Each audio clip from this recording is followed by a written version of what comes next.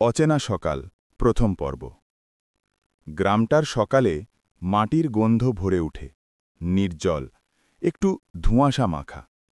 গরু ছাগলের ডাক আর পাখির কোরাসে মিশে থাকে আমাদের ছোট শহরের সাধারণ কথা। আমরা সুরুজ, তপস, হান্নান, পলাশ সবাই একসঙ্গে বড় হয়েছি। স্কুল জীবনের স্মৃতি আমাদের পেছনে লেগে আছে। হাসি, কান্না, ঝগড়া, লড়াই আর একে অপরের পাশে থাকা, সবকিছুর মিশ্রণ। পলাশ পড়াশোনায় সুখী ছিল। উচ্চ মাধ্যমিক পাশ করে পুলিশের চাকরি পেয়েছিল। বিয়ে করে নিষ্ঠুর না হলেও পরে শান্ত সংসার গড়ে তুলেছে। তপসার সুরুজও তাদের পথে এগোয়েছিল। কিন্তু হান্নান, আমাদের হান্নান, তার জীবনে এক ভিন্ন গল্প বয়ে এনেছিল। সে সোজাসাপটা ছেলে, কষ্ট করে কাজ করে, পরিবার ভালো রাখে। হান্নানের জীবনে দুটো সন্তান। বড় মেয়েটা এখন বিবাহিত, ছোট্ট মেয়েটা আজ 15 বছরের প্রান্তে দাঁড়িয়ে। প্রথম পর্বটা সেই ছোট মেয়ের গল্পেই বেশি। জন্মের পর ছোট মেয়েটা কেমন, বাইরের চোখে সুন্দর, কিন্তু কেবল শরীরের পরিবর্তনই ঘটে। মনটা যেন থেমে আছে। যখন প্রথম কষ্টটা দেখা দিল, জন্মদিন বা বড় হওয়ার ভয়ানক এক মুহূর্ত, তারপর থেকেই সে অদ্ভুতভাবে বদলে যায়। কথা বলতে কম, ঘন ঘন লজ্জা, ভীত হওয়া, এমন কিছু কথাও যে বলতে পারে না। এগুলো হান্নানের নিত্য চিন্তা। গ্রামের চিকিৎসা ব্যবস্থা দুর্বল। বহুবার পরিবারের লোকজন বলেন, মেয়েটার সময় লাগবে, বড় হয়ে ঠিক হয়ে যাবে। আর গ্রামের বয়স্ক মহিলারা তাদের নিজস্ব জ্ঞানে, রীতিতে সব সমস্যার সমাধান করতে চান, কখনো বা ভুলভাবে। সেই দিনগুলোতে হান্নান অসহায় বলে তাকিয়ে থাকে। বচসা করে না করে ভেতরে ভেতরে কষ্ট জমে যায়। হান্নান একসময় ভাবতে শুরু করে, বাবা হিসেবে সে যথেষ্ট ছিল? কোথায় ভুল হল?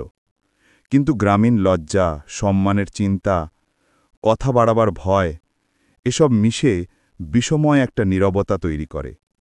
মেয়েটা নিজেও কিচ্ছু বলতে পারে না। শরীর বদলে যায়, কিন্তু মনের ভাঙা সেলাই ধরে না। ঘটনাগুলো গোপন থেকেও যায় না পুরোপুরি। গ্রামে শোনা যায়। বাচ্চারা বসে বসে গল্প করে।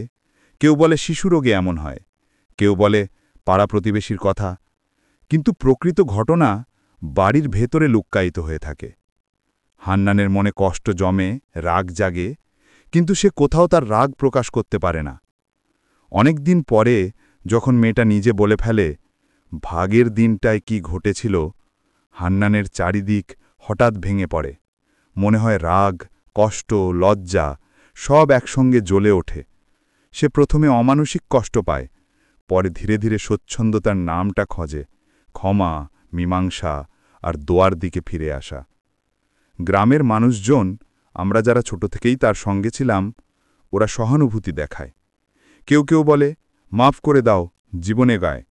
আবার কেউ বলে, চিকিৎসা করাও, মনোরোগীর পরামর্শ নাও। কিন্তু বাস্তবতা সহজ নয়। চিকিৎসা মানে বাড়ি থেকে দূরে যাওয়া, টাকার চিন্তা, লজ্জা তোমাকে গ্রাস করে রাখে। তবু হান্নান হার মানে না। সে তার মেয়ের জন্য নানা ডাক্তার, নানা উপায় খোঁজে। ধীরে ধীরে কিছু উন্নতি হয়, তবে পুরো কলিন আর আসে না। কিছু মুহূর্তে মেয়েটার কথা শোনার সাহস বেড়ে যায়। আহতে, কষ্টজনক হলেও পায় প্রেমের মায়া। মায়ের হঞ্জনে হাতে ঠেকানো মিলন, এগুলো কিছুটা সান্ত্বনা দেয়। আমরা, ওরার পুরনো বন্ধু, ওরা পাশে দাঁড়াতে চেষ্টা করেছিলাম। কখনো রাত্রে বসে হান্নানের হাতে হাত রেখে দোয়া করেছিলাম। কখনো দুনিয়ার ছোট ছোট সমস্যায় তাকে সহায়তা করেছি। কিন্তু হান্নানের ভেতরে যে ক্ষত পড়েছে, তা সহজে ঢাকা যায় না। সে চায় তার মেয়েকে আগের মতো হাসি খুশি দেখতে, কিন্তু জানে সবকিছু আগের মতো হবে না। তবুও তার আশা, তার মমতা, তার অসীম দোয়া, এসবই তাকে বাঁচায়। এই গল্পটা জীবন থেকে নেওয়া। এখানে নামগুলো আমাদের পরিচিত, ঘটনার কাহিনী গ্রামীণ বাস্তবতার মতো। এই প্রথম পর্বে আমরা শুধু পরিচয় দিলাম, মাটির গন্ধ, বন্ধুত্বের আঁচল আর হান্নান ও তার মেয়ের ভিতরের লড়াই। পরের পর্বে তপস আর সুরুজের কথাও আসবে। তারা কি করে সাহায্য করে, গ্রাম কিভাবে প্রতিক্রিয়া জানায়, এবং হান্নান কিভাবে ধীরে ধীরে নতুন আলোর খোঁজ পায়। ইনশাআল্লাহ সেই গল্প বলবো। শেষে ছোট্ট একটা দোয়া, আল্লাহ যেন ওই মেয়েটাকে দ্রুত সুস্থতা দান করেন। আমরা সবাই তার জন্য দোয়া রাখি।